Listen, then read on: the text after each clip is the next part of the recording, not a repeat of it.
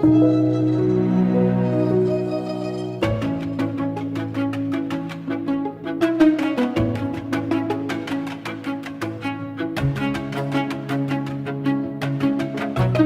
aquí en España y muy buenos días tengan en América. Es un gusto para mí hoy estar aquí con ustedes para compartirles mi lectura de una película muy interesante que se llama Madeo, una película coreana del año de 2009. El director es Bong Joon-ho y vamos a iniciar con mi lectura. No sé si Facundo Podestá quiera comentar alguna palabra de bienvenida o algo que él tenga preparado para la inauguración. Adelante, querido Facundo. Él es representante de Pensar el Cine y es un gusto estar con él en estas tertulias sabatinas. Adelante, Facundo. Hola, buenos días, buenas tardes. ¿Cómo están? Yo súper contento, como siempre, de compartir este espacio con ustedes. Hoy vamos a estar, como decía Cristina, viendo la lectura que yo hace de la película Madeo, una película de 2009 de Bong Joon-ho. Una película que tiene 4 premios como mejor película extranjera, 3 a mejor actriz, entre otros. Ya conocemos al director, vimos antes la película Parásitos de él. Tiene otra para recomendar muy buena que se llama Host. Siempre hace críticas sociales, un poco políticas y siempre tiene sorpresas. Pero eso, te digo, la película es muy buena y bueno, esperemos no hacerle mucho spoiler si no la vieron. Voy a presentar a Cristina, todos la conocemos, pero ella es psicoanalista en Toledo, fundadora del ATE, vicepresidente de la FEP, representante de CLIB en España, directora del Arco Europeo en Madrid y la creadora de Monólogos Femeninos. Así que comenzamos con Pensar el Cine, película Madeo. Bienvenida Cristina y escuchamos.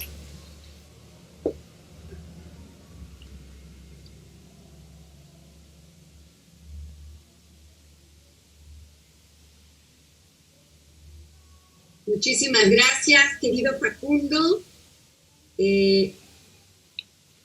Un segundito, nada más estoy subiendo la foto de Facundo. Bueno, pues vamos a iniciar con la lectura de la película para aquellos que no la hayan visto. A mí me pareció una película que yo voy a calificar de intensa.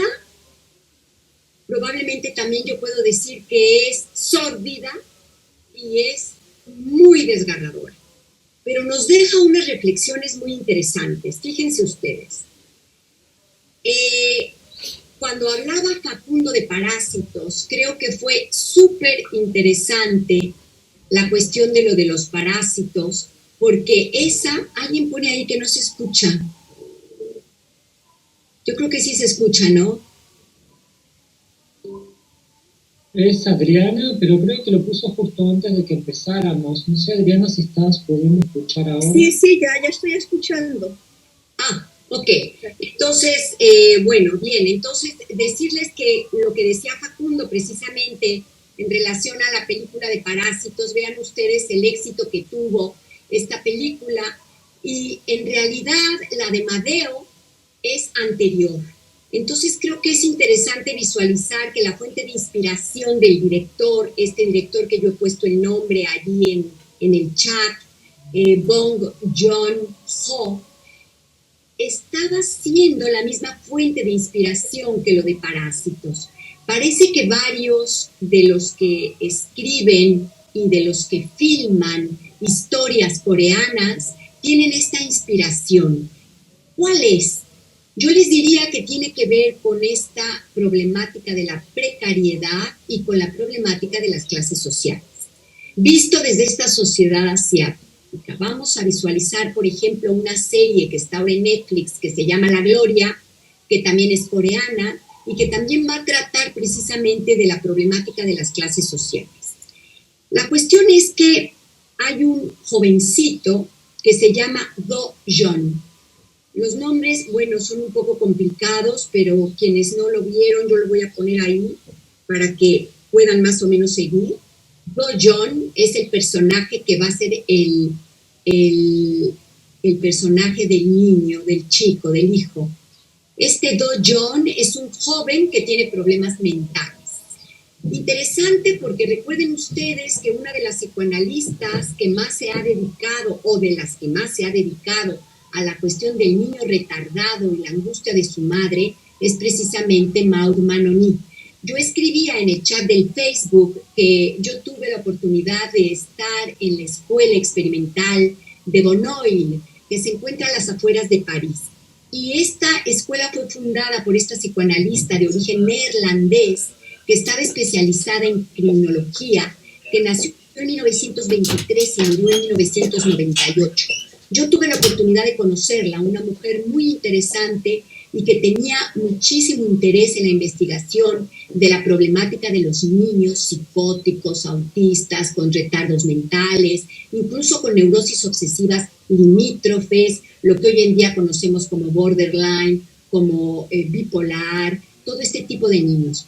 Y entonces ella crea esta escuela en Bonneuil, que es una escuela de experimentación, en donde en la época en la que ella la inicia, está totalmente vinculada con el espíritu de Jacques Lacan, porque querían sacar la cuestión de los psiquiátricos y de todo lo que implicaba los diagnósticos y las medicaciones fuertes a los niños, y se intentaba encontrar otra salida que tuviera más que ver con una cuestión psicoanalítica. La escuela experimental de Bonneuil es verdaderamente una experiencia muy interesante. A mí me encantó estar allí, ver cómo tratan a los niños, cuál es la forma en la que ellas se guían para poder escuchar la clínica de niños desde una problemática de enfermedades mentales importantes. Decimos que en el libro del niño retardado y su madre, escrito por Maud Manoni, ella lo que intenta es retratar las frustraciones y los sentimientos de una madre que tiene un niño con problemas. Entonces dice que la enfermedad del niño suele proteger a la madre contra su propia angustia. Fíjense qué interesante es esto, porque es algo que se trata poco. Parece que la madre, en el afán de curar, de querer curar, sin lograrlo, al niño, se protege de una angustia propia, una angustia personal de ella como individuo. Entonces a mí me parece aquí interesante poder diferenciar lo que implica la función materna desde el lugar romántico, desde donde se observa casi siempre, y desde el punto de vista psicoanalítico, visualizar más bien el campo inconsciente de aquel sujeto que se coloca en función materna, llevando en sus espaldas la carga de un niño retardado e intentando encontrar la manera de vincular la enfermedad del niño con la propia enfermedad de la madre. Enfermedad en el sentido de la angustia que le provoca, pero que al mismo tiempo también la protege. Porque dirá Maud Manoni que la lucha por curar al niño es la misma lucha por ella misma. Y es en ese sentido que tenemos que visualizarlo desde el punto de vista psicoanalítico. Estas madres, coraje, que llegan al consultorio diciendo que todo por sus hijos y que son incondicionales y que el amor incondicional de la madre al niño. Incluso aquí vamos a observar en esta película esta cuestión de la incondicionalidad de la madre. Creo que es súper importante visualizar si realmente es un amor incondicional o si estamos frente a otra cosa distinta.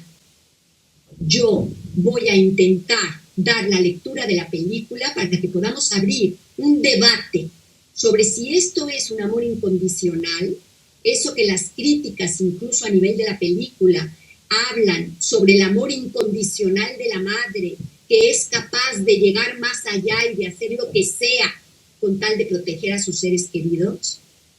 Yo abro una pregunta aquí y un cuestionamiento, porque mi lectura no es esa. Yo no creo que es el amor incondicional de la madre lo que va a hacer que esta madre, entre comillas, coraje, haga lo que ya les voy a contar que hizo, entre comillas, para proteger al hijo.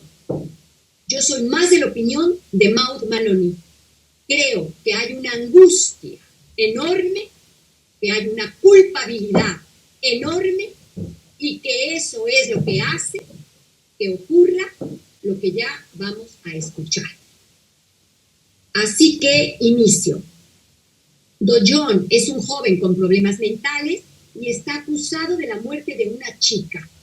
La madre está convencida de su inocencia y va a intentar demostrarlo. Lo que vemos en la primera escena de la película es un trigal, que es una especie de bosque allá en Corea, en el pueblecito donde se desarrolla, y entonces la actriz, que es la que va a protagonizar a la madre, está bailando en el trigal. En eso inicia, digamos, ya la secuencia de la película, en donde vemos que la madre está en su tienda, la madre vende hierbas para sobrevivir y hace acupuntura, pero de manera fuera de la ley. No tiene ella los avales para poder ser acupunturista, pero se dedica a hacer acupuntura, que aquí tenemos con nosotros una gran acupunturista mexicana, Patricia Gil, que está en Culiacán, y que entenderá estas cuestiones de la acupuntura. La cuestión es de que esta mujer es una acupunturista, pero no tiene legalmente la posibilidad de trabajar. Así es de que lo hace de manera ilegal. Estamos hablando de una clase social baja y estamos hablando de una mujer que vende hierbas para sobrevivir. Entonces, en frente de su tienda, ella mira, la madre, como un coche de un rico, volvemos a que aquí va a haber una polémica entre las clases, este coche del rico, Mercedes, llega y atropella al hijo retardado. Entonces la madre sale corriendo para ver qué le ha pasado al hijo. Se trata de una madre sobreprotectora, una madre controladora, y entonces ve que el coche se va y el hijo empieza a perseguir el coche junto con otros amigos de ahí del barrio en donde ellos están. Entonces persiguen el coche, no lo alcanzan, se meten en un taxi y van detrás del coche. Entonces ven que ese coche llega a un campo de golf. Otra vez tenemos aquí otro significante de los ricos, los que juegan al golf. Entonces, estando en el campo de golf, empiezan a perseguir a los hombres que estaban conduciendo el Mercedes y que habían atropellado al niño retardado. Resulta que al encontrarse con los dueños, primero no los ven y entonces deciden romper el espejo retrovisor del coche. Y luego buscan a los dueños y no los encuentran hasta que por fin los ven por allí en algún hoyo del campo de golf y entonces empiezan a perseguirlos. Los dueños del coche se ven perseguidos por estos chavales y empiezan a correr para que no los alcancen. La cuestión es que finalmente terminan en la policía y la policía les aconseja que mejor lleguen a un acuerdo porque los ricachones del Mercedes son profesores. Y entonces la policía les dice que no va a quedar muy bien que esto llegue a más. Así que mejor lleguen a un acuerdo. Esta es, digamos, la primera secuencia de la película. Cuando el hijo regresa a su casa, la madre le pregunta por qué rompió el espejo si no tienen dinero. Y el hijo responde, pues habrá que pedir dinero a los amigos ricos. En la noche, el hijo se va a un bar y empieza a beber alcohol. Y entonces se pone borracho. Estando borracho, regresa a su casa un poco zumbando, haciendo zigzag. Y entonces al día siguiente se encuentra el cadáver de una muchacha que está colocado en una terraza. El cadáver se ve como la chica tiene la cabeza colgando en una terraza de una azotea. Este cadáver revoluciona al pueblo en donde todo el mundo empieza con la morbosidad de lo que implica un cadáver de una niña, de una chica, y entonces lo llevan a la morgue y se llega al resultado de que la chica ha sido asesinada con un golpe contundente en el cráneo y tiene fracturas de cráneo. Como todo el mundo ha visto al niño retardado rondando aquella noche cuando había ido a beber a aquel bar, todo el mundo es testigo de que él andaba por allí rondando, entonces lo detienen como culpable o como sospechoso del asesinato de la chica. y se lo llevan a la prisión. En ese primer momento vemos que el niño parece estar feliz. Le hacen firmar una declaración como culpable del asesinato, una firma que es un poco sospechosa, puesto que él es un retardado y no entiende muy bien lo que está firmando. La madre, por supuesto, está enfadada, piensa absolutamente, con certeza total, o parece así, que su hijo es inocente, y entonces decide demostrar la inocencia del hijo. Van a enterrar a la chica se llama Moon, vamos a ponerlo en el chat, es como Luna, Moon, es la chica asesinada. Entonces ya en el entierro, la familia de la chica expulsa a la madre porque considera que su hijo es el asesino. Pero la madre asegura que no, que su hijo es inocente y que ella lo va a demostrar. La madre va entonces a buscar pruebas a la casa del amigo del hijo. Este amigo con el que el hijo fue a corretear a los ricachones, que es un amigo del hijo de ella, y que la madre constantemente le dice a su hijo que no debería de juntarse con él. El nombre del chico, Jin Tae. El nombre del chico que la madre no le gusta como amigo de su hijo. Entonces llega a la casa de este chico, la madre entra, se las arregla para entrar, y empieza a buscar pruebas, porque ella está segura de que ha sido Jin Tae, que no ha sido su hijo. Entonces, en el momento en el que está buscando pruebas, ve que llega una chica que se llama Mina.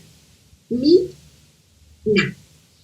Este personaje de Mina es una de las chicas del barrio, que es la novia, o es un rollito, vamos a decir, una amiguita con derecho a roce, de Jin Tae.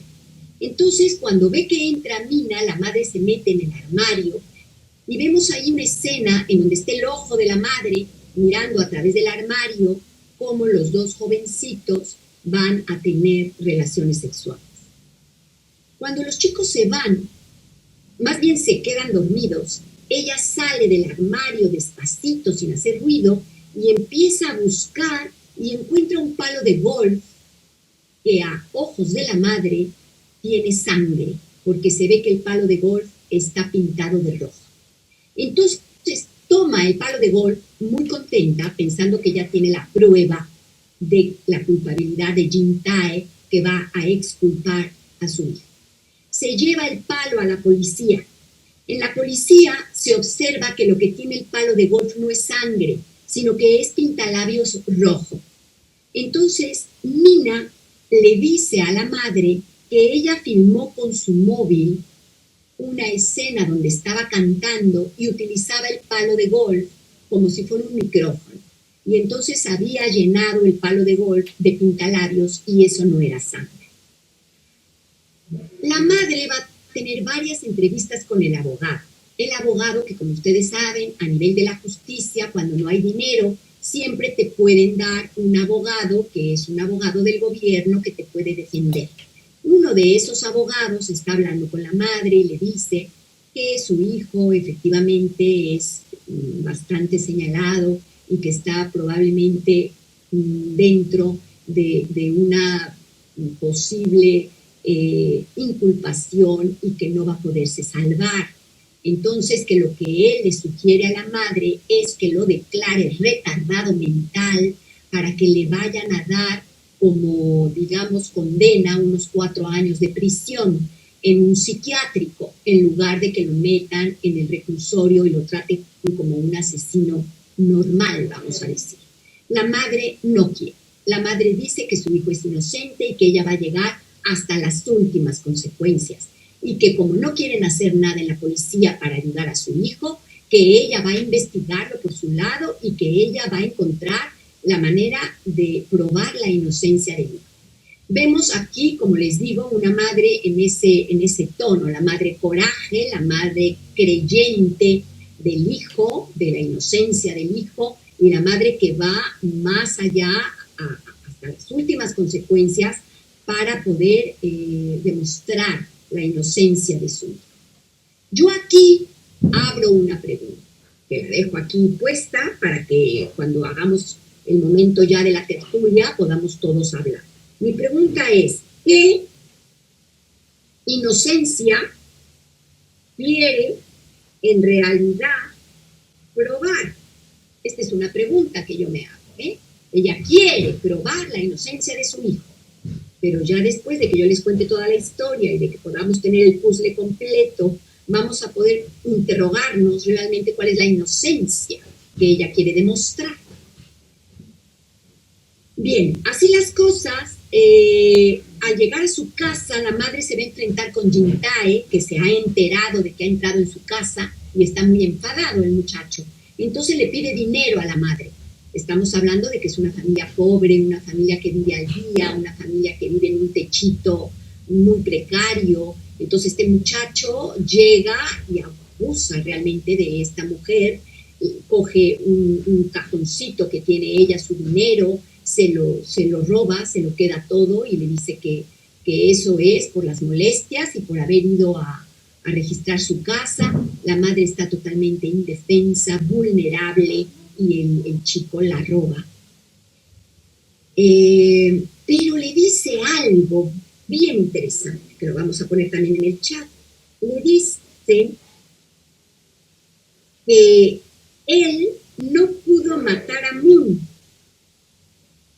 que se quite de la cabeza la idea de que él mató a Moon, que él no la mató. Y le dice, yo le voy a decir a usted por qué yo no la maté, para que usted lo entienda. Porque el móvil de un crimen, y le dice estas 3 palabras, son pasión. Ah, miren, puse 2 veces venganza. Vale, un lapsus estupendo. Le dice que es pasión. Claro, esta es la que se me había olvidado. Dinero o venganza. Esos son los 3 móviles de un crimen. Le va a decir Jintae a la madre. Y yo, le dice Jintae, no tenía motivo, porque yo no estaba enrollado con Moon, no me debía dinero, además la chica tampoco tiene dinero, es una pobre muerta de hambre, y yo tampoco tenía ningún lazo con ella como para quererme vengar. Entonces no hay ninguna de las 3, señora. Entienda usted, yo no la maté. El móvil de un crimen son estas 3. O por pasión, o por dinero, o por venganza. Ninguna de los 3 me une a mí. Entonces, si usted quiere saber quién es el asesino de Moon, tiene que ir detrás de estos 3 móviles. La señora, por supuesto, que es una analfabeta, abre sus ojos y reflexiona lo que le ha dicho Jintae y le hace, digamos, le encaja. Dice, pues sí, es posible que este chico tenga razón y de que yo no estoy investigando como debería. Después de eso, la madre empieza entonces a hacer un giro en su investigación. Fíjense ustedes, gracias a este consejo o sugerencia de Jintae. Podemos decir que la sugerencia no fue gratis, ¿verdad? Le robó el dinero y luego pues le soltó la perla. Entonces allí tuvo el intercambio, pero eso hizo que la investigación de la madre diera un giro y entonces a la madre se le abre la idea de investigar quién era la muchacha asesinada. Entonces empieza a rodear a toda la familia de Moon y empieza a tratar de investigar quién era esa chica. ¿Y qué es lo que va a descubrir? Pues descubre que la madre de Moon murió y que el padre se fue con otra chica, que Moon estaba siempre triste y que la manera como tenía Moon de poder superar su tristeza era ir con muchos hombres. Parece ser que le encantaban los hombres. Tenía una especie de significante que la rodeaba que tenía que ver con la puta. Era una chica que no cobraba, pero se acostaba con una gran cantidad de hombres y después los chantajeaba. Moon tenía un móvil y en ese móvil tomaba fotografías de sus amantes y varios de sus amantes pertenecían a la alta sociedad porque la chica era bastante guapa y entonces había profesores que se habían acostado con ella, policías, abogados, gente importante y gente rica que estaba en el móvil de Moon y que habían tenido sexo con Moon. Entonces la madre descubre que le llamaban pastel de arroz, porque le gustaba mucho el pastel de arroz. Y cuando un amante venía a querer estar con Moon, generalmente le aportaba pastel de arroz para poder tener con ella sexo. Mientras la madre sigue sus investigaciones, en el patio de la prisión en donde está su hijo, hay un chico que le llama retardado. Entonces se observa cómo el hijo lo golpea. Mandan llamar a la madre porque se pelea con aquel que le hace vamos a decir, bullying como retardado. Entonces la madre viene a la cárcel y la madre le dice al hijo que por favor recuerde todo lo que se acuerde de aquella noche, aunque estaba borracho, porque la madre le dice que está intentando coger al culpable. Y la madre le explica que ya se enteró quién era Moon, que ya sabe que se ha acostado con muchos hombres, que probablemente alguno de esos amantes sea el que la ha matado. Entonces el chico le dice que él ha recordado algo. Para sorpresa de la madre, lo que el chico ha recordado es que cuando él tenía 5 años, la madre intentó matarlo con pesticida. Este es un momento muy importante en la película. La madre se queda helada. No sabe qué decirle al hijo. Y el hijo le dice, tú intentaste matarme. Entonces hay un momento en el que la madre le dice, tienes que comprender, yo estaba sola, tú eres como eres, yo estaba desesperada. En realidad lo que yo quería era también morir contigo. El hijo está desquiciado con el recuerdo. Entonces le dice que no vuelva, que no quiere volver a verla nunca, que no regrese jamás.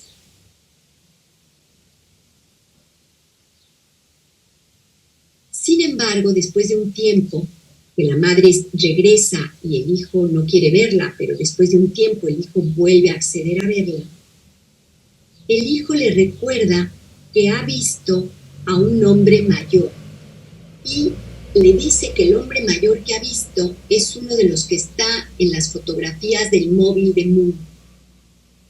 Este es un hombre un poco como una especie, y en la película lo llaman así. Yo no sé si esta palabra se dice en México, chatarrero. No sé si se dice así también en España, pero lo que sí yo conozco es la palabra chatarra. Entonces lo que hace este chico, el hombre, es recoger chatarra. Por eso le llaman chatarrero. Acá me parece que hay la palabra pepenador. Es estas personas que son indigentes, que viven en la calle y que viven de recoger cosas de la basura. Entonces, como ustedes saben, en la basura siempre hay cosas que sirven. De pronto una lámpara, de pronto un mueble, de pronto comida que no está podrida, alguna chaqueta, algún saco. Siempre hay cosas que la gente bota a la basura y que no están del todo mal.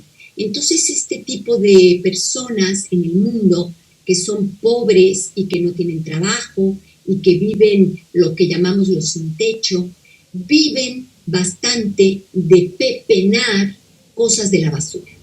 Entonces este es uno de esos hombres, y cuando el hijo le recuerda que ha visto a ese hombre, entonces la madre se acuerda que en el inicio, antes de que culparan al hijo, y un poco los espectadores también nos acordamos, que al inicio de la película hay una escena en donde la madre lleva un cochecito lleno de cositas y entre ellas hay un paraguas. Y este hombre, el indigente, coge ese paraguas porque está lloviendo y lo abre y se resguarda de la lluvia con ese paraguas. Es un paraguas que él toma de un lugar de estos en donde está tirado por alguien ese paraguas. Entonces la madre recuerda esa escena y dice, yo también conozco a este hombre, dice la madre. Le trata de sacar al hijo si recuerda algo más, pero el hijo no se acuerda de más, solo se acuerda que ha visto a ese hombre. Entonces la madre sabe dónde vive ese hombre, porque como tomó aquel paraguas, ella sabe en dónde se encuentra ese hombre, digamos, resguardado. Y está en una casita que está, digamos, abandonada, y allí el hombre se resguarda. Entonces es una casita aislada, en donde tiene pues toda la chatarra que él roba de todos los basureros a los que va, y allí tiene los muebles que ha tomado de la basura, y allí tiene su casita. Entonces la madre llega y le toca a la puerta al chatarrero. El chatarrero, sorprendido de que alguien llegue allí, pues le abre y ella entra y le dice que ella pertenece a una especie de ONG, digamos que pertenece a un grupo de personas voluntarias que se han ofrecido a ir a hacer acupuntura a los más desvalidos. Entonces le dice que ella viene para ayudarlo y para hacerle acupuntura, y entonces el hombre le dice que qué bueno porque tiene muchos dolores. Entonces la madre lleva una cajita donde lleva sus agujas de acupuntura y le dice que si él ha visto a este chico, y entonces le enseña la foto de su hijo. Y entonces el chatarrero le dice, sí, qué bueno que ese jovencito está en prisión, porque yo lo vi todo. Entonces la madre le dice, ¿qué es lo que usted vio? Y entonces el hombre le contesta que vio a su hijo cómo lanzaba una piedra en la cabeza a la chica, y después la cargaba, la llevaba a la azotea y la colocaba. Dice que él no entiende por qué la colocó de esa manera, que no entiende por qué a la vista de todos, pero que él vio que ese chico era el asesino, que él vio cómo le lanzaba la piedra en la cabeza.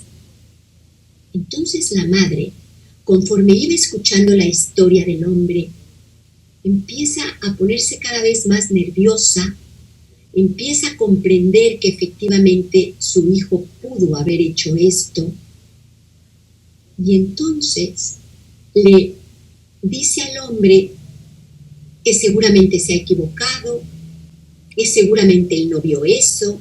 Entonces él le dice que sí, que él lo vio y que él va a avisar a la policía. Entonces el hombre empieza a marcar en un teléfono para hablar con la policía, y entonces la mujer toma un atizador y empieza a golpear al hombre en la cabeza hasta que lo mata. Después de matarlo, prende fuego a toda la casa. Y en ese momento la madre sale a esos trigales donde vemos el inicio de la película y se pone a bailar.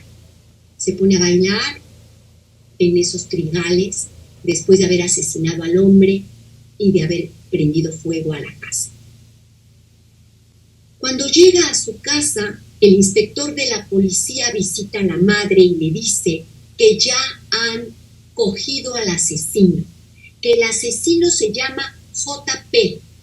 Es un chico que padece síndrome de Down y que muchos han testificado que andaba detrás de Moon y que tenían amoríos y que Moon lo rechazaba, pero que el chico estaba enamorado de Moon y que han encontrado sangre en su camisa. Esto hace que pongan en libertad al hijo de esta madre. Ya estando en libertad el hijo, la madre empieza a visualizar, junto con todos nosotros, los espectadores, lo que ocurrió en realidad en la escena, que tampoco lo pudo ver el hombre chatarrero, porque el chatarrero lo único que vio es que el niño lanzó la piedra a Moon, pero lo que en realidad ocurrió fue lo siguiente. Primera escena. El chiquito borracho persigue a Moon y va detrás de ella para jugar con ella. Moon le dice, lárgate de aquí, retardado. El niño no hace caso y la sigue persiguiendo. Moon toma una piedra y se la lanza y le dice que te largues de aquí, retardado. Entonces el chico toma la piedra y se la lanza de regreso. Esa piedra cae en la cabeza de la chica y la mata, fracturándole el cráneo. Después, el chico toma a la chica en brazos y la sube a la azotea y la recuesta en la terraza de la azotea. La deja recostada porque en la mente del niño retardado lo que él quiere es que la vea todo el mundo para que pueda venir la policía y pueda venir los médicos y se la lleven a un hospital. Esta es la escena que queda, digamos, al final de la película explícita de lo que ocurrió. Estando el hijo en libertad, le pregunta a la madre, ¿por qué JP subió el cadáver a la azotea? Y entonces él mismo se responde, claro, para que lo vieran y la llevaran al hospital. Pero también vamos a ver al final de la película que cuando va la madre y el hijo a ver lo que quedó de los restos de la casa quemada, el hijo encuentra la caja de acupuntura de la madre. Y entonces el hijo se la da a la madre y le pregunta cómo pudo olvidarla. Entonces la madre llora. La madre va a ver a JP al hospital. La madre sabe que la camisa de JP estaba manchada de sangre porque Moon padecía de sangrados en la nariz y constantemente le salía sangre de la nariz y por eso esa camisa estaba manchada. La madre sabe que su hijo es el asesino y sabe que JP está en la cárcel y es inocente. La madre al final está en una fiesta en donde varias mujeres están bailando y entonces vemos cómo la madre se pincha una pierna con la aguja de acupuntura y después se pone a bailar. Bueno, este es el fin de la película y esto nos dará paso a que la comentemos entre todos. El que quiera alzar la mano, adelante, que tenemos mucho material esta tarde. Muchísimas gracias.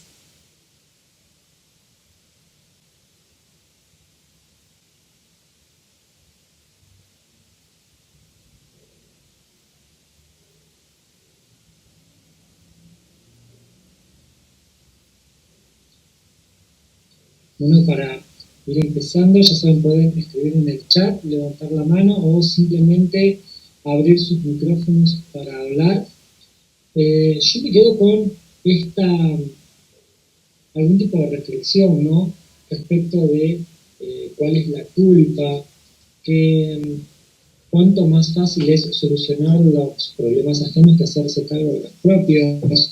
Todos conocemos a gente que constantemente está tratando de ayudar a otros sin poder enfrentar su propia realidad. Y quizás esto es un poco lo que transmite esta madre tratando de cubrir y salvar y sobreproteger a este chico que, vale decir, no es un niño, es un hombre ya, pero que se encuentra sobreprotegido constantemente. También pienso en este tema de la culpa que tiene ella por haberlo querido matar. Hay una parte de la película inclusive donde está hablando con otra mujer y lo que le dice es, me equivoqué de veneno, debí usar uno más fuerte, pero soy pobre y pude comprar un veneno barato y no alcanzó. La mujer no se arrepiente de haber hecho esto, se arrepiente de no haberlo hecho bien. No sé, es una película súper amplia.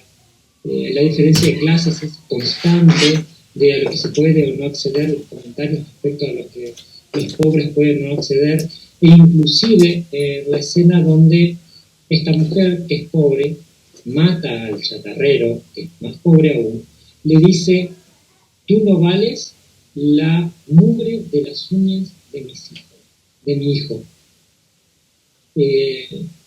O sea, es el tema de la discriminación, la diferencia social, la diferencia económica es muy fuerte en el director, en general, en lo que hace el director. No, esto es lo que tengo como para empezar. No sé si alguien más tiene algún comentario.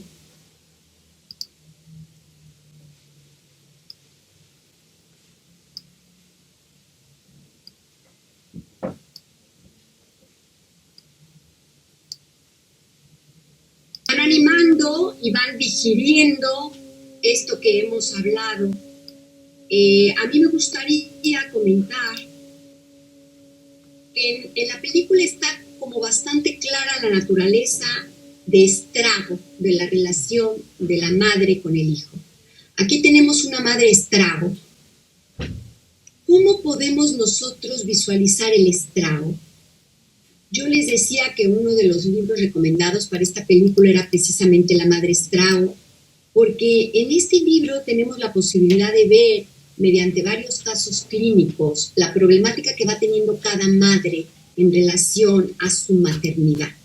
La función materna es una función muy compleja. Las madres vienen al consultorio de los psicoanalistas para pedir recetas de cómo ser una buena madre. Una de las cosas que más angustia a la mayor parte de las mujeres que yo escucho y que son madres es que lo están haciendo mal. Es muy complicado el lugar, la posición de la función materna ante los ojos mismos de la mujer. Yo puedo decir que hay una especie de gran otro en el ideal psíquico de cada mujer. Y ese gran otro en muchas ocasiones está encarnado por la propia madre de la madre que viene a vernos. Entonces, está como puesto en 3 generaciones. La madre de hoy fue hija de otra madre. La manera como la madre lo hizo como madre va a marcar la manera como la hija se va a comportar como madre.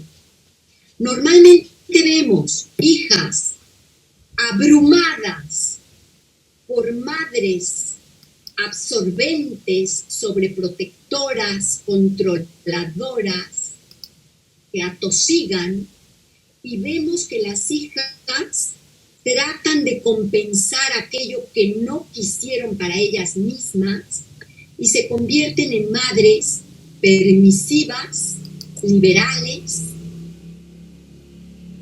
despegadas, que tratan de separarse de los hijos y de dejarlos a su aire, con libertad, porque ellas fueron demasiado reprimidas. Entonces vemos en los consultorios extremos, madres sobreprotectoras, las hijas cuando se vuelven a su vez madres, tratan de no serlo, y entonces van al otro extremo en el que pueden dejar al hijo con una libertad que puede ser demasiado fuera de los límites. Allí es donde podemos probablemente articularlo así. Una madre que pone muchos límites generalmente va a crear en la hija rechazo a los límites. Y cuando la hija se convierta en madre, va a ser una madre que probablemente no ponga límites. Y esto vuelve nuevamente a la siguiente generación, porque cuando esa madre que no pone límites tiene una hija, la hija, cuando se convierta en madre, va a ser como la abuela, va a volver a poner límites. Y esa es la problemática que vemos como a nivel círculo vicioso. Por eso yo digo que hay 3 generaciones, abuela, madre, hija, en donde cada una de las 3 mujeres, como yo lo fui planteando en Antihermanas, va como dándose la mano para dar paso a la siguiente generación con una problemática que no es igual, pero que sigue siendo problemática. No es el mismo problema, pero sigue habiendo un problema. porque se va al extremo opuesto. Entonces, lo que en la clínica psicoanalítica intentamos es que una madre pueda reconocer su lugar como función materna, la manera como está, vamos a decir, estructurado su deseo en cuanto madre. En el momento en el que una mujer da cuenta de eso, va a poder entender por qué es esa madre que es, esa madre que está eligiendo ser.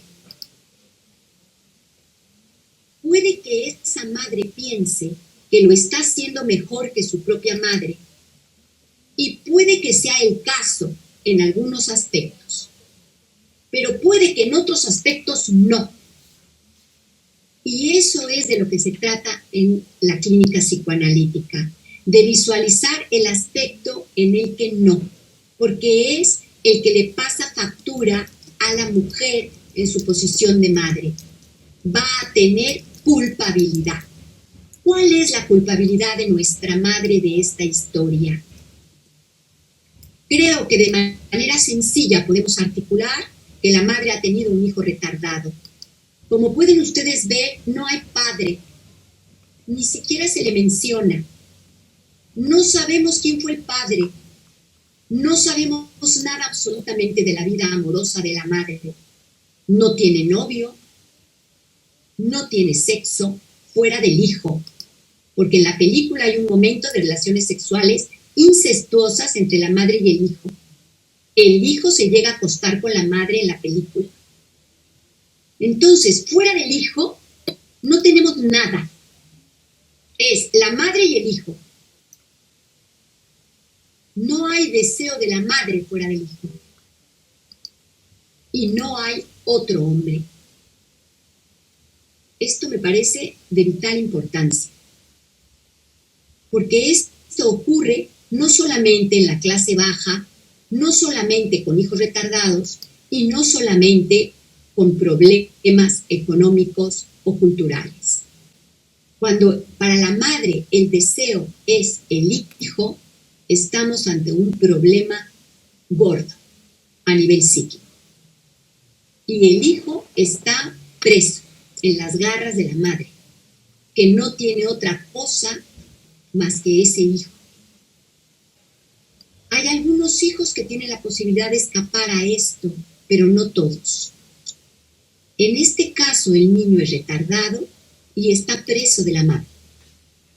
En muchas ocasiones vemos cómo el niño quiere zafarse de la madre.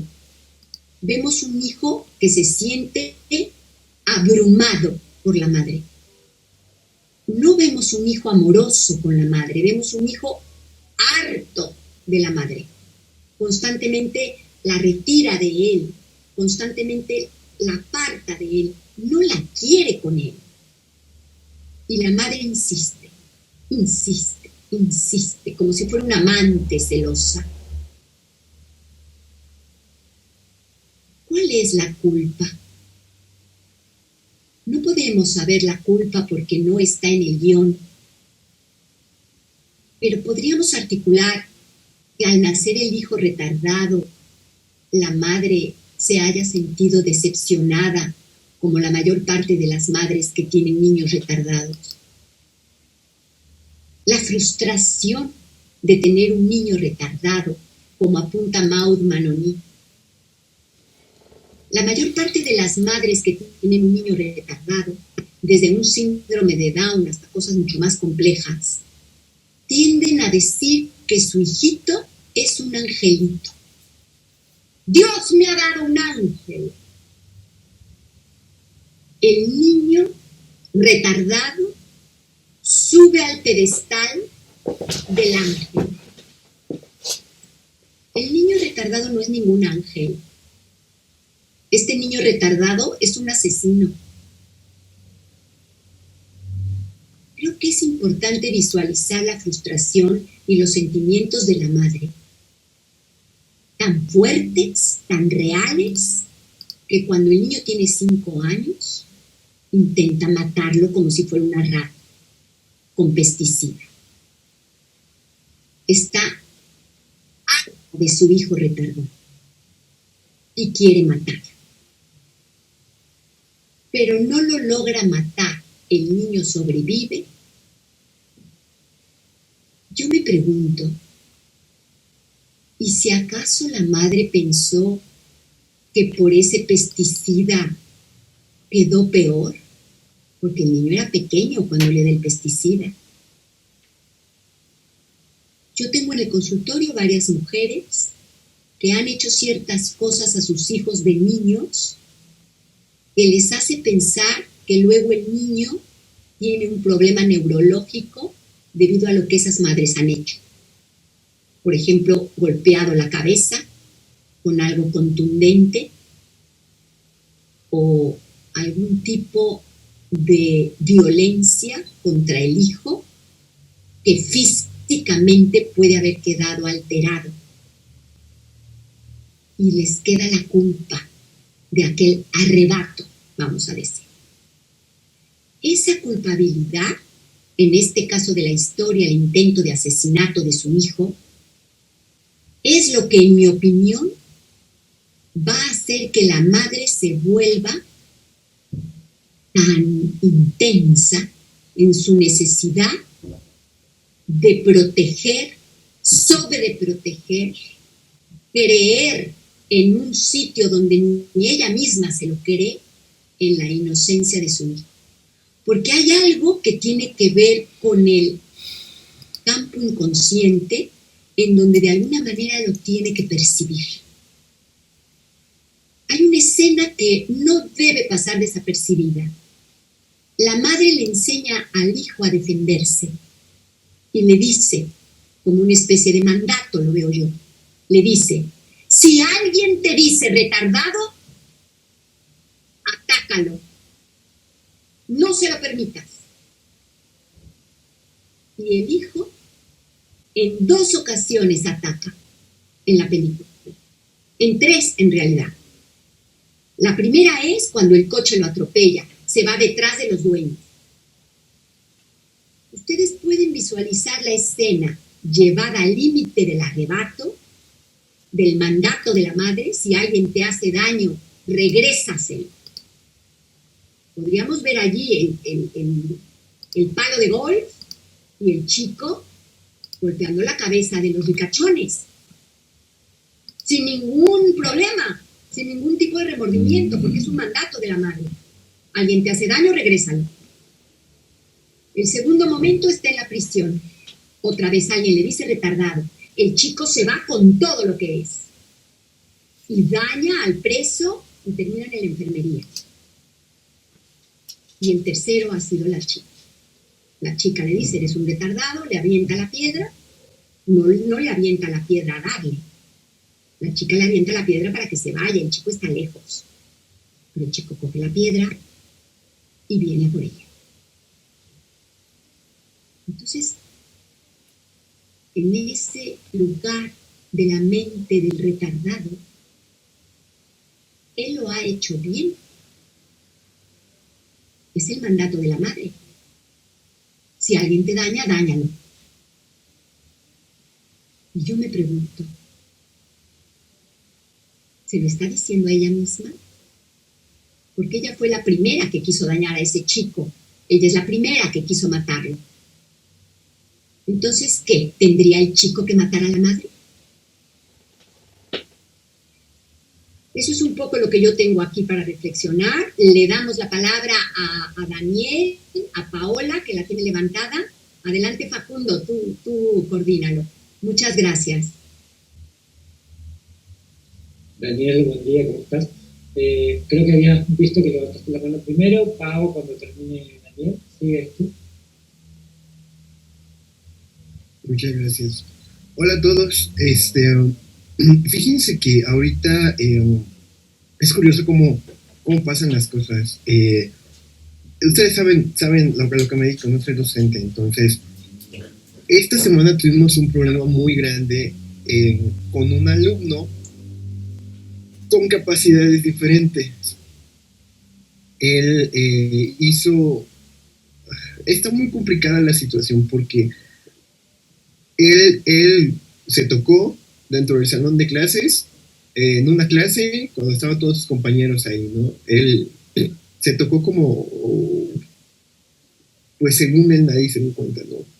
El alumno, como les digo, creo yo, y les digo creo, más bien es más que evidente que tiene algún problema cognitivo o tiene incluso algún tipo de retraso.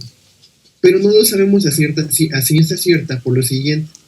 Desde hace como 2 meses más o menos, el alumno empezó a tener como estos signos, esto más evidente, ¿no? Obviamente por el proceso madurativo que el niño tiene en la adolescencia hasta primero de secundaria, pues se empiezan a acentuar un poco más. El problema que nosotros estamos pasando, y justamente tiene mucho que ver con esto que decía Cristina en cuanto a la posición de la madre, la postura de la madre frente a su hijo que tiene capacidades diferentes. Los padres están totalmente negados a que se le haga algún tipo de estudio, que el niño vaya a algún tipo de psicoanálisis, porque para ellos el niño está bien. Para ellos todo esto que él ha hecho y todas estas cosas que hemos visto nosotros como sus docentes son normales, ¿no? Incluso el papá mencionaba esta parte de, es que pues es normal en un adolescente que lo haga. Pues sí, señor, pero no es normal que lo haga en un salón de clases frente a todo el mundo, ¿no? Aunque él quiera como que según él no lo ven o lo hace como muy, no sé, es muy complicado, ¿no? Pues justo lo que estaban hablando, hasta dónde estábamos hablando, hasta dónde llega todavía esta sobreprotección de la madre cuando algo está mal, ¿no? Porque para lo que yo veo, o el caso que nosotros estamos viendo ahorita, el día de ayer, literal, tuvimos que condicionar al alumno, papás, necesitamos que nos echen la mano. Si bien ustedes no quieren saber qué es realmente lo que tiene su hijo, nosotros sí necesitamos saberlo porque esta no es la escuela para su hijo. Y yo lo que veo en la madre, especialmente en la madre, es justamente yo la veo como si ella estuviera, el hecho de que ella ignorara el problema que tiene su hijo, el que ella no admitiera, el que ella no lo lleve a terapia y el que ella cree que a lo mejor el niño va a tener un desarrollo normal, va a hacer que él no tenga nada. O sea, yo ignoro el problema y asumo que como estoy ignorando el problema, pues el niño tiene que llevar un desarrollo normal como los demás, ¿no? Cuando pues es cerrarte a esta parte de realmente darle un apoyo al hijo, ¿no? O incluso, pienso yo ahorita que estoy como reflexionando todo esto, no me quiero enfrentar a que realmente mi hijo tiene un problema grave o que tiene un problema que lo hace diferente, y entonces es como lo contrario que dice Cristina, no tiene un niño especial, no tiene un angelito, para ella es un niño normal y está ignorando todo esto que está pasando con el alumno, ¿no? Entonces yo lo dejo ahorita así sobre la mesa, que realmente que tenemos como diferentes posturas de madre, la sobreprotectora, la que no me importa nada y que el niño siga normal, y yo quiero ignorar esa parte que todo mundo hacemos tan evidente, de que esas señales de que el niño no puede hablar bien, te empieza a golpear cuando tiene como problemas como de comprensión dentro del salón de clase, esto que pasó ahora durante estas semanas. Entonces creo que podemos aquí analizar diferentes posturas de madre frente a una situación de tener un hijo de esta forma, ¿no?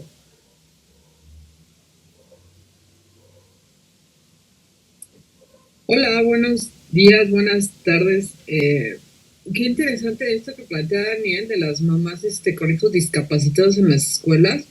Es súper complicado porque sí, normalmente lo que a mí me ha tocado en ese sentido es que pues no hay aceptación de realmente lo que les sucede a los hijos, ¿no? Y es muy complicado, pero también se ve, como dice Cristina, ahí el estrago materno, cómo los quieren tener pues bajo sus faldas, ¿no? Todo el tiempo, básicamente bajo sus faldas, ¿no? Y no quieren que soltarlos.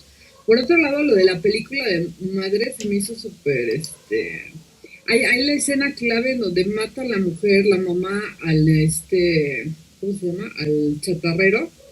O sea, ahí para mí es el momento en donde se ve claramente que se bota, se zafa, se le zafa el lazo, el cuarto nudo, el quinto, el que sea, se zafa, la perdimos y ya. Pero evidentemente no es no es algo que haya sucedido en ese momento, sino más bien es algo que sucede desde que le da de tomar el veneno al hijo, ¿no? O sea, ahí es donde ella ya no está bien de sus facultades, ¿no? Entonces, yo sí estaría pensando en que esta situación es una psicosis, una madre psicótica, y también por lo que te decía Cristina hace rato de la tercera generación, las mujeres, cuando la abuelita y toda esta historia, del psicoanálisis, pues es así, o sea, solo que siento que ese momento en donde la madre mata a este señor es cuando vemos que se desata, que un tanto también me recordó al caso de Lu, ay, ¿cómo se llama? De Marguerite Duras, Lu, Lovenstein, ajá, de Lovenstein, Stein. ajá, que es justo el momento en donde el esposo la deja en la fiesta y ella ya la perdimos, ¿no? Entonces sí es muy interesante esta película porque aparte se ve, o sea, sí se siente, ¿no? Se siente, el director transmite muy bien qué es lo que está sucediendo en el caso de psicoanálisis. Bueno, gracias.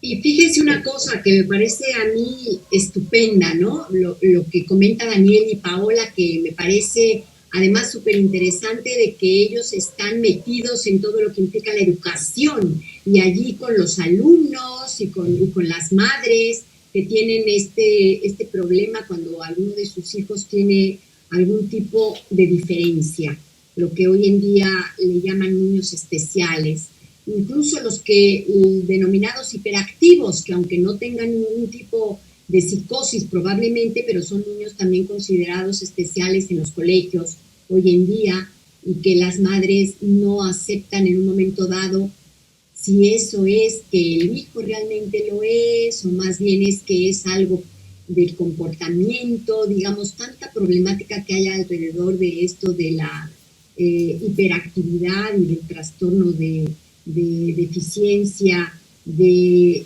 poder ellos tener la atención que deberían de tener. A mí me parece súper interesante porque desde el punto de vista psicoanalítico ya sabemos que en muchas ocasiones hay varios colegas que están en contra, por ejemplo, de que los niños tomen el Ritalin o que tomen este tipo de Tegretol, estos medicamentos que se utilizan para la deficiencia de este síndrome de la hiperactividad.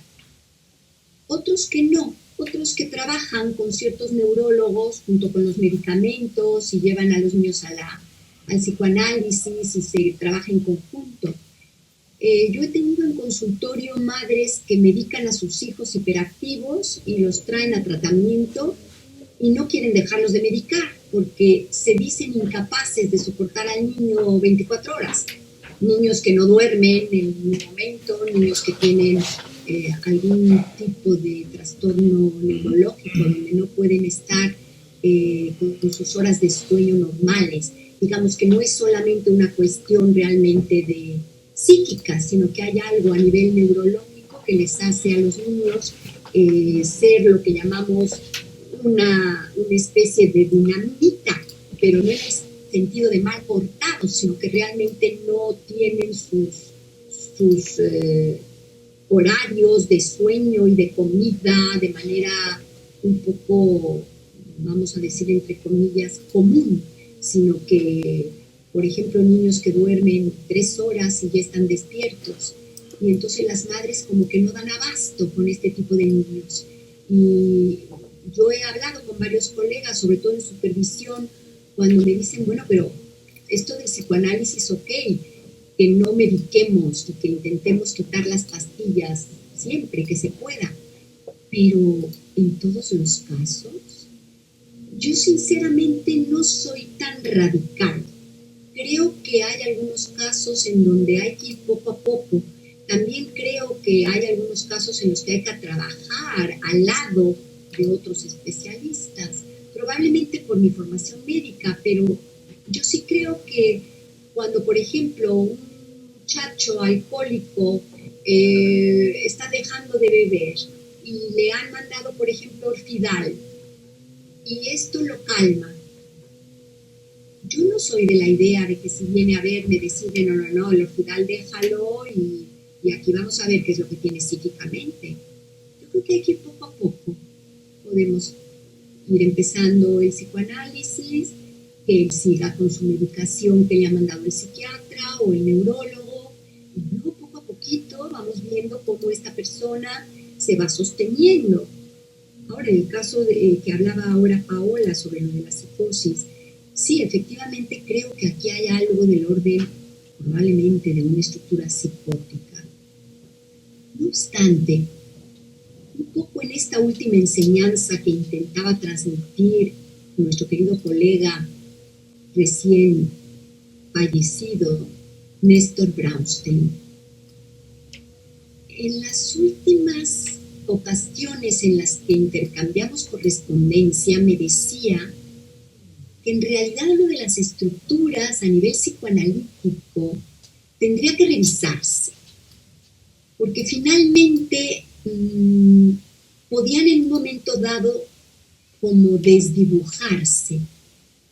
Entonces, no estar exactamente en esa estructura, sino que de pronto puede aparecer otra. En fin, eran pensamientos que él tenía, pero pensando, por ejemplo, a nivel de lo que vamos a llamar el sostenerse. Yo veo a esta mujer perfectamente sostenida después del pasaje al acto asesino. Es terrible, pero es así. Ella ha matado a un hombre y no veo culpabilidad. Hay un acto de autopunición cuando se clava la aguja al final de la película. Pero no es tampoco algo que vaya a mayores. ¿Qué es lo que va a continuar después de esto en nuestra imaginación? Probablemente la mujer va a seguir viviendo con el hijo en su casa, no se van a entregar a la policía, no se va a sacar de la cárcel a JP y ellos van a seguir su vida. Lo que yo veo es, hay algo que se ha sostenido. Creo que eso es importante visualizar. No juzgarlo, yo no juzgo si está bien o mal, solo lo miro. Y por otro lado, me hizo pensar mucho en una película que les voy a poner aquí para los amantes del cine. Esta película es argentina. Se llama Crímenes de Familia. Es una película con una mujer maravillosa, en mi opinión, Cecilia Roth. Probablemente la conozca Facundo, no lo sé.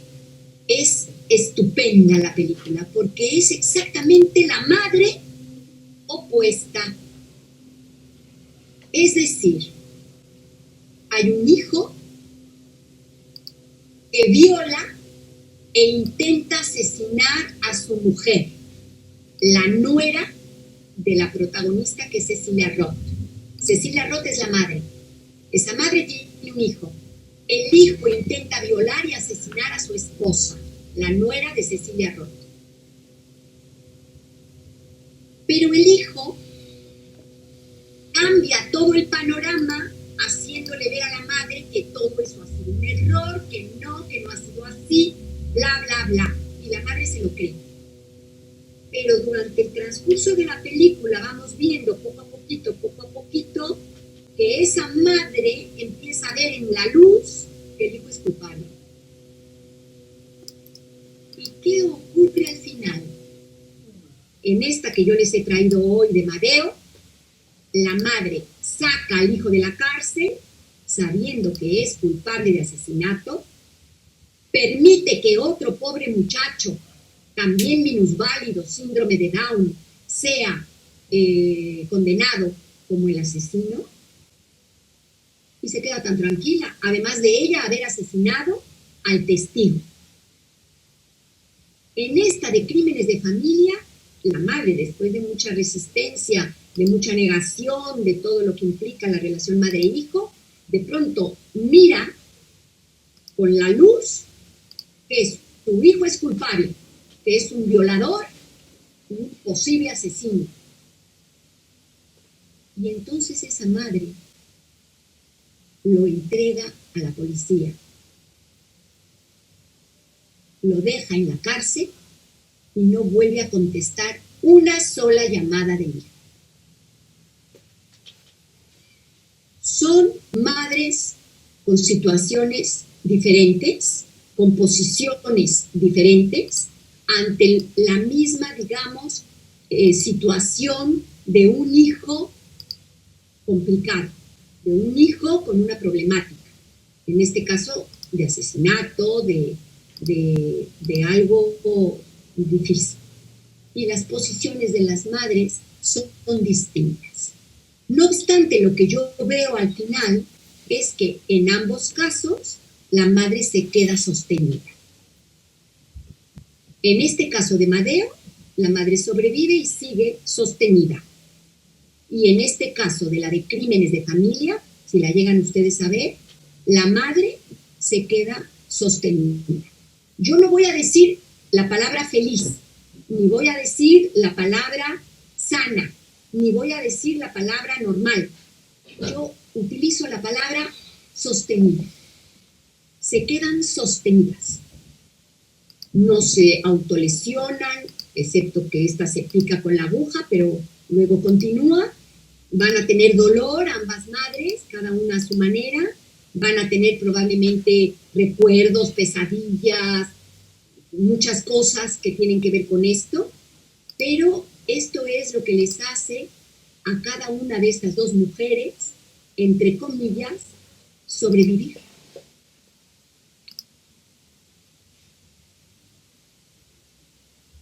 Bueno, hasta aquí lo dejo. Por Dios, Cristina, muy buen análisis. Cecilia, te escuchamos. Muchas gracias, Facundo. Buenas tardes y buenas noches a todos. Un gusto estar con ustedes el día de hoy y un placer escuchar todos los planteamientos y las observaciones que se han hecho en torno de esta película y de todos los temas subyacentes, ¿no?, que se han decantado a partir de eso. Y pues a mí me parece muy interesante, Cristina, ahorita que estabas planteando esta pues cuestión de las estructuras, ¿no? Como si bien sabemos que el concepto de estructura psíquica o clínica es un concepto pues muy importante dentro del psicoanálisis, es verdad que pues a los ojos de todo lo que se ha estado trabajando en la actualidad y de las nuevas manifestaciones del padecimiento psíquico, habría la necesidad de revisarlo, ¿no?, en términos de realmente si hay esta, digamos, si es vigente todavía considerar para empezar esta inamovilidad, ¿no?, de estructuras y qué tanto pues se pudieran plantear a lo mejor núcleos, ¿no?, núcleos estructurales en lugar de una estructura fija, por ejemplo, en donde pues algunas veces estos núcleos pudieran activarse, por así decir, en algunos momentos, mientras que en otros se pudieran activar otros, ¿no? Entonces, esto es un tema, por supuesto, muy, muy controversial, ¿no?, interesante, pero bueno, más allá de esto, me parece también interesante retomar esta cuestión de las problemáticas que conllevan los hijos discapacitados, ¿no? Y lo digo así porque estoy consciente, por supuesto, de que hay una nueva perspectiva que habla de que se mencione, ¿no?, que en lugar de discapacidad se hable de capacidades diferentes. Sin embargo, también es verdad que grupos de personas con esta condición defienden el concepto de discapacidad tal cual, porque ellos argumentan que al hablar de capacidades diferentes se daría a entender que ellos pues de alguna manera no tienen tan complicada la vida, ¿no?, cuando en realidad sí la tienen muy complicada y además pues las familias y bueno, las personas que están a cargo de ellos pues también por supuesto conllevan, como ya se ha mencionado, una serie de desafíos que pues otras personas pues que no tienen esa condición no tienen, ¿no? Entonces me parece también importante rescatar este término de la discapacidad, ¿no? También un poco en tono o a tono con lo que tú mencionabas de cómo pues estas madres finalmente pues van sobrellevando de una u de otra manera esta situación, a veces pues sí tratando de asumir quizás desde la parte de la culpa, ¿no? Una culpa pues entendida, si podemos decirlo así, de algo que ellas pudieron haber hecho con sus hijos y que eso pudo haber derivado en eso desde su entender, por supuesto. Y también en otros sentidos pudiéramos hablar de que no hay realmente una pues responsabilidad, digamos, psíquica en términos de lo que se ha hecho con ese hijo, ¿no? Que por supuesto se parte de que tiene una discapacidad neurológica o ciertas condiciones de índole biológico que obviamente le van a impedir tener pues cierto funcionamiento social, pero también es verdad, como se comentaba en el caso de el compañero que ahorita lo comentó, de el niño que estaba masturbándose en el salón de clases, y cómo aquí pues algunas madres, bueno, padres y madres por supuesto, pero bueno, aquí en el particular caso la madre, pues trataba de defender esta cuestión de que pues eso era algo que ellos no podían controlar o que no podían ejercer ninguna incidencia sobre el hecho, ¿no? Entonces aquí yo resalto o me quedo con esta pregunta en términos de qué tanto pues uno realmente llega a asumir en estos casos como madre, pues esta responsabilidad en la crianza, ¿no? O sea, por supuesto entiendo toda esta parte de la complejidad, del cansancio, de la molestia, del desencanto, la decepción, etcétera, que conlleva el tener hijos con esta condición, pero también ahí me pregunto qué tanto, por ejemplo, en el contexto escolar, como también una servidora se desenvuelve en ese contexto laboralmente, y he notado que justamente pareciera que ahora pues ya es un tema de que las y los profesores pues tienen que atender casi de manera exclusiva, ¿no? O sea, porque muchas veces los padres, las madres ya no quieren hacer ni siquiera pues la inversión de llevar a los hijos a algún tratamiento, ¿no? De índole psicológico, psicoanalítico, etcétera, sino que básicamente exigen a la institución educativa que los maestros, las maestras y bueno, que en general la infraestructura institucional se haga cargo de pues sostener y de criar hasta cierto punto incluso a esos hijos, ¿no? Porque ellos sienten pues que les rebasa, que no les alcanzan sus recursos, ¿no? Entonces ahí que tanto también la sociedad actual está fomentando pues esa desligadura, ¿no? De que de alguna manera pudiera contribuir a pues esa responsabilidad subjetiva en torno pues a estos hijos, ¿no? Y también que pudiera eso explicar en cierta medida pues por qué los hijos están como están, ¿no? En este sentido. Entonces ahí quisiera dejar mi reflexión y pues muchas felicitaciones a todos por estas maravillosas reflexiones, muy interesantes todas. Gracias.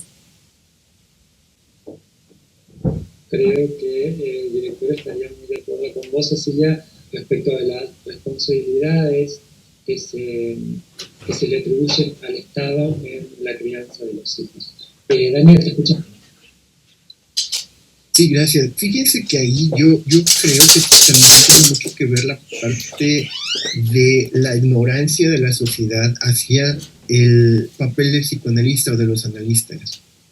No, porque justamente como lo comentaba ahorita Cecilia, muchos papás están queriendo, bueno, es una realidad, que los papás quieren como mandar toda esta responsabilidad de la crianza de los hijos directamente a la institución educativa en la que están.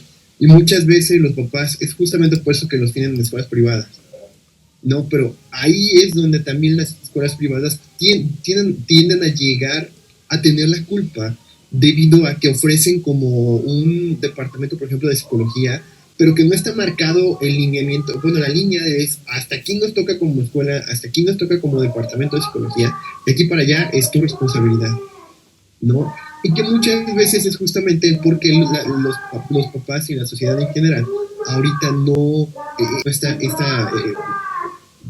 tiene por la parte de la ignorancia, como dije, y creo que también tiene que ver con esta pues con esta parte de las instituciones privadas de por tener más matrícula, por tener como más servicios, involucrarse en cosas que les corresponden directamente a los papás, y que facilitarles tomar la vida con la cuestión de la creencia de...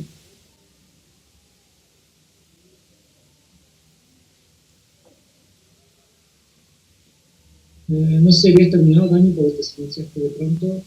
Sí, no, sí terminé, perdón. Bien, me quedé pensando, volviendo un poco a la película, si hay alguna forma de quizás contención de la psicosis, hablando de la madre como un caso de psicosis, alguna forma de contención de la psicosis o de refugio, sí, digo contención como sinónimo de refugio de esa estructura en la crianza del hijo luego del intento fallido de asesinato cuando tenía 5 años. Porque luego de eso, hasta el evento que sucede en la película, la madre está como estable, si se quiere. Por otro lado, también pienso, a partir de eso, si hay algún tipo de transmisión de madre psicótica, hijo psicótico. De hecho, hay una parte de la película donde la madre le dice, vos no pudiste haberlo hecho, y él le dice, yo puedo ser malo. Yo pude haberlo matado. No se acuerda, porque el muchacho pierde la memoria de ese momento durante gran parte de la película, hasta toda la lucha es por recordarlo. Pero él le advierte a la madre que él sí pudo haber hecho eso, que él sinceramente no se acuerda.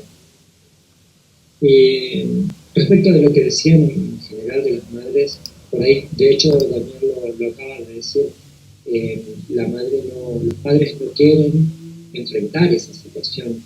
Y bueno, nos damos cuenta de que no digo que el chico o los chicos que no tengan que hacer algún tipo de terapia, no tengan que ser tratados, pero muchas veces son los padres los que deben ser tratados. Y de eso creo que todos somos conscientes y a veces mucho más difícil eso que lo otro. Un detalle respecto a la película que me había quedado pensando es que esto de que la madre hace acupuntura en el momento en que el hijo se acuerda de que la madre trató de matarlo, ella le dice que conoce un punto en el muslo, en las piernas, que le podría hacer olvidar por medio de la acupuntura de ese hecho. Luego también se lo dice al chatarrero, al que va a matar. Antes de matarlo, el chatarrero le dice que se quedó con un cierto dolor en el pecho al haber presenciado eso, y entonces ella le ofrece este método para olvidarlo. Y eso es lo que hace al final de la película, tratarse a sí misma para olvidar el hecho. Lo que no sabemos es si el hecho de ella haber matado a alguien, el hecho de ella haber intentado matar a su hijo, o el hecho de que el hijo sea un asesino. Bueno, eso es lo que tenía pendiente ahora. Sí, eso se me hace interesantísimo lo que acabas de comentar, Facundo, porque fíjate cómo se me pasaba eso, ¿no? A nivel de lo que es la acupuntura. Hay algo allí en ese acto de las agujas, de lo que ella hace con las agujas. Es muy simbólico, porque efectivamente uno podría pensar que al final de la película ella se está clavando la aguja, y yo lo pensaba un poco a nivel más bien de un paciente que tengo, es del estilo de estos masoquistas religiosos, que acuérdense que hay unas cosas que tú te pones en la pierna y tienen unos clavos, y entonces lo aprietas y aquello sangra. Y esto es algo que se usaba, por ejemplo, cuando se tenían malos pensamientos sexuales, como un castigo. Un cilicio, dice Cecilia Redondo, esto. Y luego fíjense cómo, yo lo pensaba un poco como si hubiera sido eso, como un corte que te haces, que a veces ocurre en la clínica. Vemos constantemente momentos donde se autolesiona un sujeto. Eso es un tema bien interesante, fíjense, lo de las autolesiones. Ojalá que tengamos oportunidad de tratar tratar el tema de las autolesiones, porque hay muchas chicas que se cortan, chicos que se dañan el cuerpo, que se autolesionan, que se flagelan. Entonces, yo pensaba un poco eso, como si se hubiera metido la aguja como tipo un castigo. Pero ahora que tú lo mencionas, podría también representar esta otra parte que tú justamente has podido ver. Ella es acupunturista y ella mete agujas para aliviar el dolor. Y cuando el hombre le dice que le duele el pecho después de lo que vio, el asesinato, ella le dice, yo puedo aliviar su dolor. Es verdad que para aquellos que se dedican a la acupuntura, ellos tienen sus técnicas para aliviar el dolor con las agujas. Entonces, aquí ella, al final, efectivamente, porque no es que se hace un corte con una navaja, no es que se autolesiona de otra manera, lo que hace es meterse una aguja. Y creo que podría quedar allí muy bien observado el hecho de que probablemente está buscando aliviar el dolor u olvidar el dolor, como lo ha pronunciado ahora Facundo. Me parece que es muy pertinente. Muchas gracias. Yo les ponía, para que recuerden que ya empieza febrero y vamos a tener justo el próximo sábado, porque a veces a veces vamos un sábado sí, un sábado no, pero ahora nos va a tocar el próximo sábado la siguiente reunión sabatina. Vamos a tener a Paola Franco, que la tenemos aquí con nosotros hoy. Ella va a traer una película muy interesante que se llama En Movimiento. Para aquellos que se quieran conectar el próximo sábado, son bienvenidos. Ojalá puedan ver la película antes, En Movimiento, y ya nos la narrará de todas maneras Paola para los que no puedan verla. Y bueno, y en febrero también, el 18, vamos a tener a Daniel Arismendi, que nos va a hablar de la película Querido Evan Hansen. Así que tenemos dos reuniones sabatinas de Pensar el Cine en febrero. Cuando termine nuestra reunión de hoy, les voy a tener el gran gusto de enviar la newsletter de febrero, que ya la tenemos terminada, quedó preciosa. La verdad es que me gustó mucho la portada, han hecho un corazón muy bonito. Y la voy a enviar y allí van a ver ustedes todo lo que tenemos para febrero, pero de nuestro espacio que coordina nuestro querido representante Facundo Podestá, tenemos 2 reuniones en febrero, así que va a ser un placer vernos aquí reunidos. Bueno, pues eso, sí, me parece que lo de la acupuntura está más del lado del alivio que del lado de quererse castigar, creo yo. Me quedo pensando también en el tema de la culpa. Ahí leo, Bautista, lo que escribiste. Del lado de la culpa en el psicótico, porque cuando la madre va a visitarlo a JP, que es el que finalmente queda preso, le pregunta primero si tiene madre, si tiene padre, si tiene alguien, como que todo lo que ella hace es por el sufrimiento propio, no para evitarle un sufrimiento al hijo, sino porque ella va a estar mal si el hijo está preso. Y recuerdo, Cristina había dicho justamente esto de que el hijo intenta sacársela de encima constantemente. Al hijo en ningún momento, excepto cuando le hacen ese bullying en la cárcel, y que es muy circunstancial, nunca se lo ve mal en la cárcel. En ningún momento le está sufriendo, diciendo a la madre, sacame de acá o algo por el estilo. Él está del otro lado del vidrio, protegido de esa madre que en algún momento quiso matarlo. Antes y después de recordar esto, al chico no se lo ve mal del otro lado. José Bautista comentaba algo en el chat. Dice, creo que la cuestión de las estructuras es justamente no son dependientes de las manifestaciones que éstas tengan, pues esto último se amolda al momento sociohistórico del que hablemos. De ahí que determinados actos sean legitimados como acorde a lo esperado y otros no. Me parece que lo estructural va del lado de la arquitectura con la que se hace posible habitar el lenguaje, pero al final esta arquitectura tendrá una enorme diversidad de manifestaciones por cada factor cultural. Ya hablemos de síntomas, fenómenos, actos, etc. De ahí que lo importante es mirarlo desde el cómo está habitando el mundo, desde dónde se está sosteniendo lo que dice o lo que hace ese sujeto, o por decirlo de una forma un poco absurda, saber si ese sujeto se supone un rey o realmente no tiene dudas de ser el rey. José, no sé si querés ampliar un poco.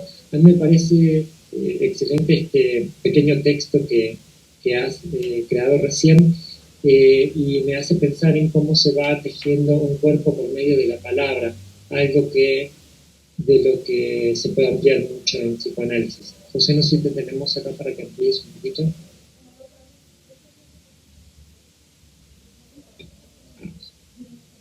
Ok, dice que en un momento sigue escribiendo. No veo ningún otro comentario en el chat, ni manos levantadas. No sé si hay algún comentario por hacer. Tenemos tiempo todavía. Bueno, para ir adelantando, antes de que no, si quiere poner el nombre de la persona que puso el comentario para saber con quién hablamos. Y no sé, Cristina, si quieres... sí, eso está muy bien. Melene. Ah, estupendo, Melene. Qué gusto verte, Melene. Un gran placer. Pues vamos a ver, yo puedo hablar un poquito de lo del narcisismo, de un caso que me viene a la cabeza. Fíjense, es una historia un poquito compleja, porque ha habido también juicios legales en esta pareja. Es una pareja que tiene una niña con un problema de discapacidad. Ocurre en la pareja, lo que comentaba Paola y también Daniela Arismendi y también Cecilia Redondo, muy asertivamente, que no acepta el retardo de su hija. Entonces, en un primer momento de la infancia de la niña, la quieren tratar como normal, como que no tiene ningún problema, como que no tiene ninguna diferencia, pero la niña tiene un retraso importante que todo el mundo nota, pero que los padres ambos niegan. No obstante, en un primer momento, es la madre la que empieza como a dejar de negar el problema de la hija. Pero justo en el momento en el que la madre empieza a percatarse de que la niña tiene un problema, ellos dos empiezan a tener problemas de pareja y terminan divorciándose. Entonces, fíjense qué interesante. Es como que el hecho de que la madre acepte que la niña tiene un problema la separa del marido. Mientras ella entraba en la negación junto con él, se sostenía la pareja.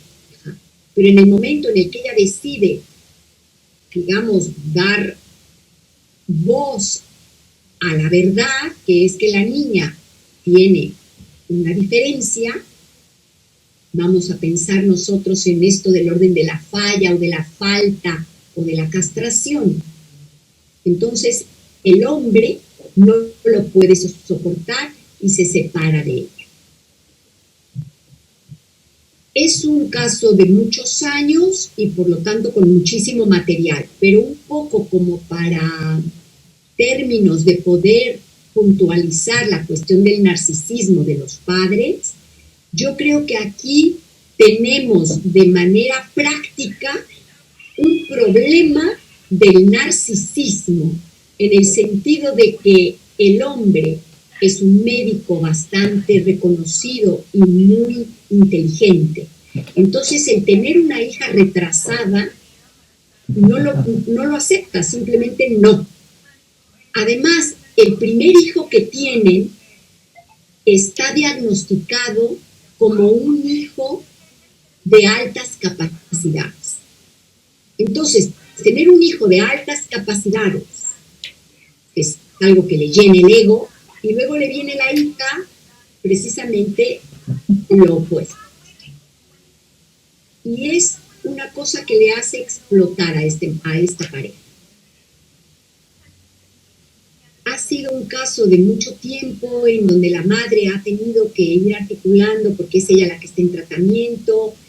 Después ella acusa al padre de abusos sexuales con la hija, cosa que nunca ha quedado realmente demostrada. La madre cree que eso ha ocurrido, pero tampoco está segura y sin embargo no duda en llevarlo a juicio y en colgarle, digamos, ese pecado al padre. Es un caso muy complejo de venganza también entre ellos dos y de una situación complicada que viene de atrás. A mí me llega el caso cuando ya el juicio quedó terminado, la madre no ganó, no se probó esto, la madre viene deshecha porque perdió el juicio y entonces decide cambiar de tratamientos y ahí es en donde la recomiendan conmigo y ella viene conmigo. Y lo que estamos trabajando justamente es, yo diría, esto que tiene que ver con el narcisismo. Hay algo de la valoración del yo, del amor propio, que está en juego y que tiene que ver con la niña retardada. Y esto es muy complejo porque me hace ver, y es lo que intento yo dar luz en este tratamiento, que desde un primer momento la madre no ha querido realmente aceptar la enfermedad de la hija o el retardo de la hija o la problemática de la hija porque lo ve, sino porque se quiere vengar del marido. Entonces es algo muy complicado, por eso yo les decía que es interesante a veces tratar de echar luz a lo que hay alrededor del problema, porque a veces nos ponemos a ver solo el problema de los sujetos en sí y perdemos de vista lo que hay realmente alrededor. Y lo que hay alrededor sería como el objetivo. Por ejemplo, en esta película que hablaba el hombre Jan Tae, de que hay tres móviles en el crimen, uno es la pasión, otro el dinero y otro la venganza. Pues un poco plantearnos en la clínica psicoanalítica por dónde va el deseo. Podríamos llamar el móvil del deseo, porque eso tiene que ver con la pulsión, con lo que el sujeto quiere como objetivo. A veces el objetivo, el móvil, lo que motoriza la causa, no está muy clara, ni siquiera para el sujeto mismo. Este tratamiento está teniendo un giro muy importante a partir de que la mujer ha podido estar preparada, pienso yo, después de tantos años de lucha, de tantos terapeutas por los que ha pasado, abogados, sufrimiento, y creo que ahora está preparada para entrar en un campo que no había entrado y que es el móvil de ella. Y yo creo que eso es lo que tiene que ver con el narcisismo de los padres ante cualquier problema, entre ellos el tener un hijo retardado. No sé si contesto un poco esta pregunta que es bastante compleja. Sí, así es. Me dio un chancecito de poder aquí participar. Espero que se oiga bien. Bueno, quisiera comentar algo al respecto de esta situación, sobre todo desde el punto de vista tanto escolar como igual a una cuestión clínica con respecto a cómo se ve a estos hijos que tienen alguna situación o condición pues que se le considera especial, ¿no? Creo que un gran problema que al menos acá en México, al menos eso es mi punto de vista, que se tiene sobre el trabajo con chicos con alguna condición especial, que bueno, acá se está tratando de manejar desde el punto de vista de la integración y de la inclusión, que es como un intento de homogenizar a todos los chicos, digamos, borrar estas distancias y estas diferencias entre lo que se consideraría un chico, entre comillas, normal y uno que no tendría esa misma condición, ¿no?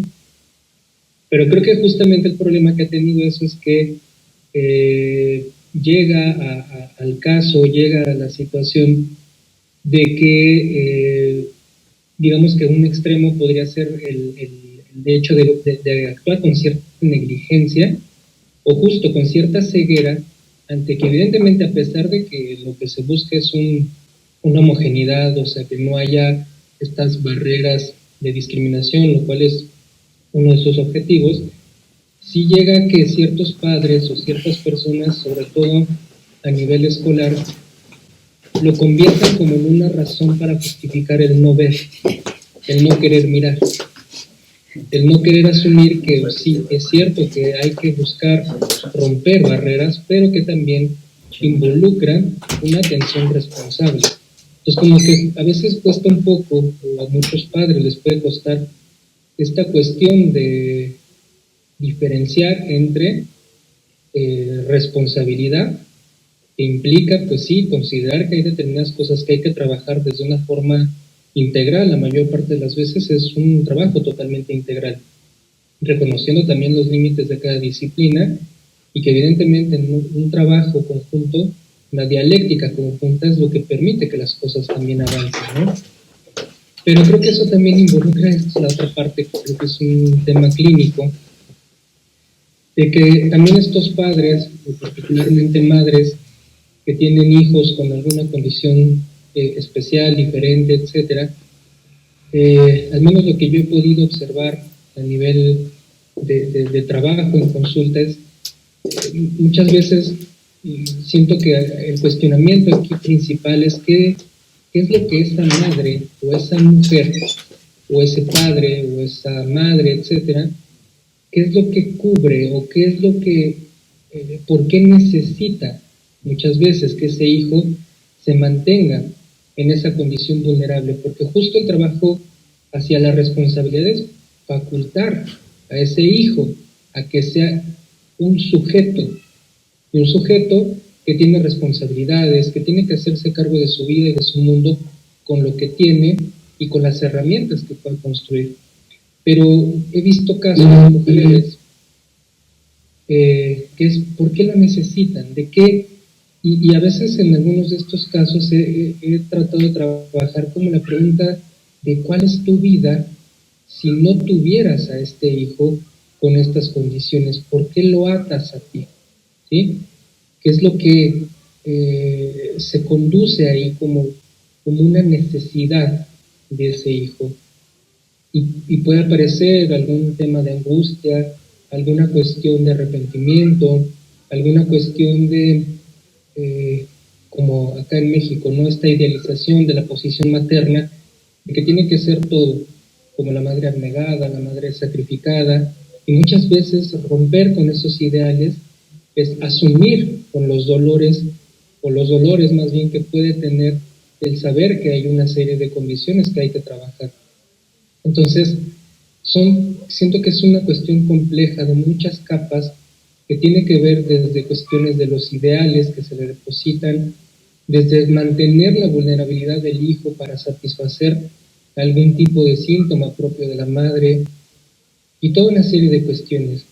Entonces creo que en estos dos sentidos, tanto por el lado de lo educativo, que sí a veces se ha malinterpretado lo que implica el sentido de inclusión, que inclusión no implica no ver las cosas como están sucediendo, sino que inclusión es dar herramientas, facultar al sujeto para que sea cada vez más independiente, sea más incluido, pero con sus herramientas particulares, pero que también a nivel clínico implica un síntoma muy importante de qué es lo que la madre no ha podido asumir con respecto a su responsabilidad subjetiva como sujeto, qué es lo que ha abandonado o sacrificado como mujer por asumir la totalidad de una madre que tiene que ser omnipotente, ¿no?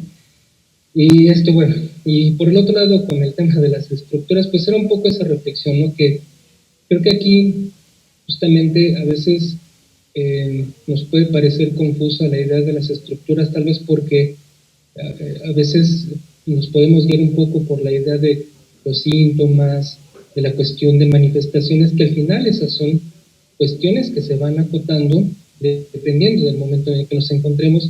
Y creo que la lectura de las estructuras es más desde justo cómo se está habitando en el momento en el que nos encontramos, cómo se está habitando el mundo, cómo estamos habitando desde el lenguaje y qué lugar estamos teniendo desde ahí. Y pues bueno, esa era mi participación. Ahorita, gracias por el espacio.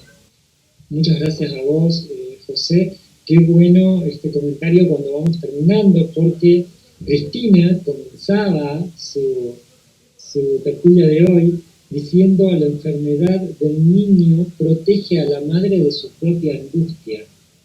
Y entonces es muy lindo que volvamos, que cerremos cierto círculo, por más que quedan muchas aristas para revisar de la película. Es una película amplia, como sucede siempre, van a quedar cosas por revisar y que seguramente volverán en las tertulias. Cristina, si querés decir algo para cerrar esta idea que comentaba José y con la que habías comenzado. Sí, precisamente pensaba en eso, Facundo, en qué interesante hacer ese cierre justamente con lo que se inauguró.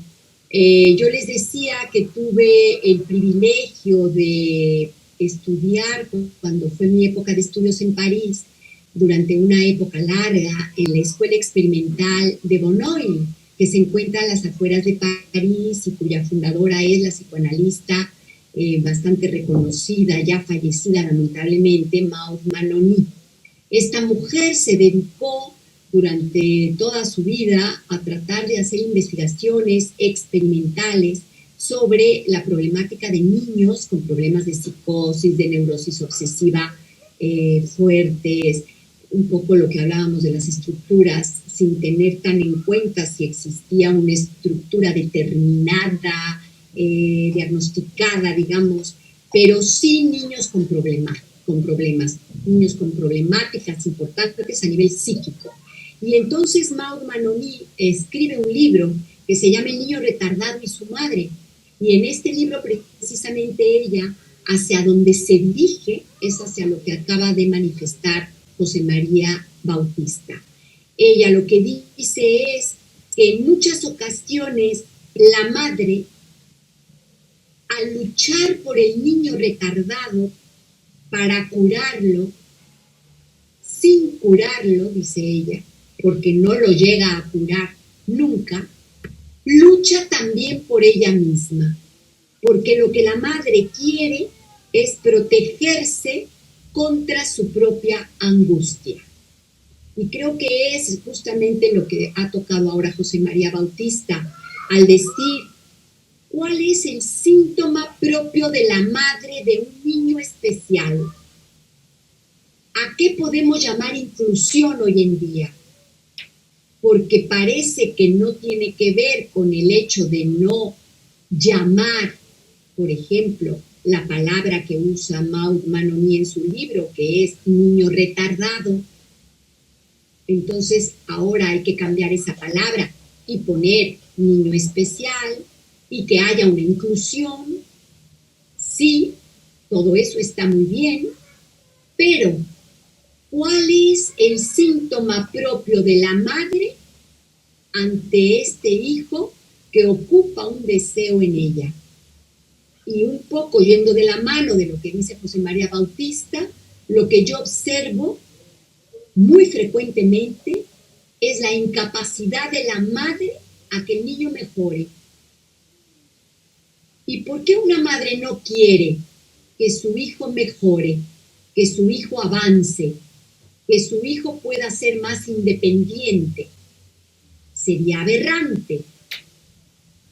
Pero hay una compensación.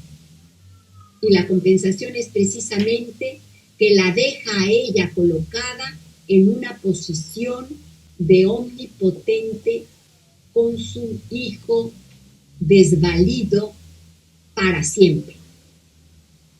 Y yo creo que esto, mirándolo desde un punto de vista psíquico clínico, no es únicamente con niños especiales. En muchas ocasiones hay madres que sus hijos, que no tienen ningún tipo de diferencia, los quieren mantener en posición de bebés de ellas y no les dejan crecer. Entonces yo creo que eso es algo importante a trabajar dentro del estrago madre. Y bueno, yo creo que hemos terminado nuestra tertulia sabatina. Si alguien quiere hablar algo más para cerrarla, algo que se les ocurra, y si no, pues a ver si alguien quiere hablar. ¿Ya nadie? Bueno, pues entonces damos por concluida nuestra tertulia sabatina. Muchísimas gracias a todos por estar aquí.